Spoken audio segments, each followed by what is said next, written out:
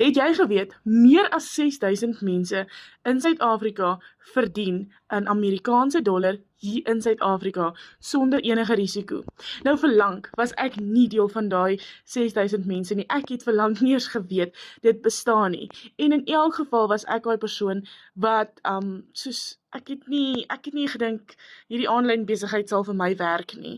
Want oralster waar ek al gekyk het na werk, is die betaling min of ek het nie die kwalifikasies nie. Ek is 'n kind wat buite modder gespeel het en plantjies geplant het.